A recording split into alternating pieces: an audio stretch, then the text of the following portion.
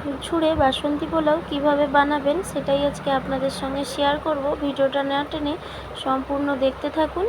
এইভাবে বাসন্তী পোলাও বাড়িতে বানাবেন, অবশ্যই ভালো লাগবে। এখানে আমি বাসমতি চাল নিয়েছি 500 গ্রাম, দিয়ে দেব 2 চামচ ঘি। চালটা আমি ধুয়ে 10 মিনিট ভিজিয়ে রেখেছিলাম। দিয়ে দেব হাফ চা চামচ হলুদের গুঁড়ো, দিয়ে দেব 1 চা চামচ আদা বাটা। চালের সাথে মশলাগুলো খুব ভালোভাবে মিশিয়ে নেব। কড়াইতে দিয়ে দেব ঘি 3 চামচের মতো, দিয়ে দেব কাজু বাদাম কিশমিশ, ভালো করে ভেজে নেব।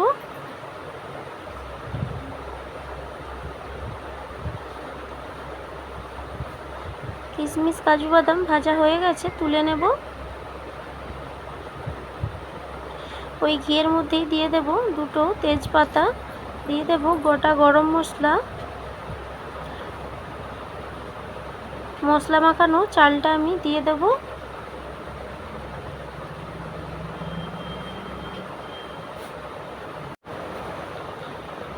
খুব ভালোভাবে ঘিয়ের সাথে চালটা আমি মিশিয়ে নেব।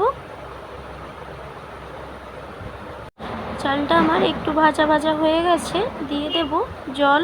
আমি এই বাটির 2 বাটি জল দেব। মাপটা আপনারা বুঝেই দেবেন, তাহলে কিন্তু বাসন্তী পোলাও ঝুরঝুরে হবে। দেখুন জলটা শুকিয়ে গেছে।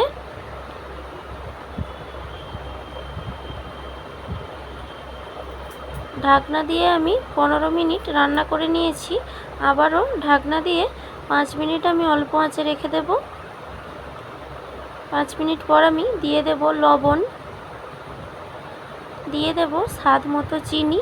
এখানে আমি আমার পরিমাণ মতো চিনি দিচ্ছি, আপনারা মিষ্টি যেরকম খেতে পছন্দ করবেন সেইভাবে চিনিটা দিয়ে দেবেন।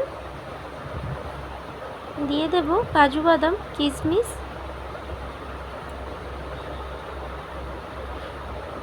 খুব ভালোভাবে মিশিয়ে নেব।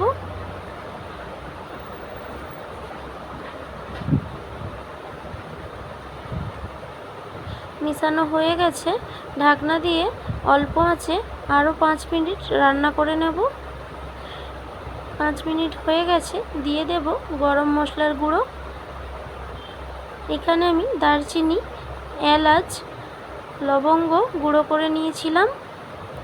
দেখুন বাসন্তী পোলাও আমার রেডি হয়ে গেছে, কত সুন্দর ঝুরঝুরে হয়েছে। এইভাবে বাড়িতে বানাবেন, অবশ্যই ভালো লাগবে। ভালো লাগলে লাইক কমেন্ট শেয়ার করে আমার পাশে থাকবেন।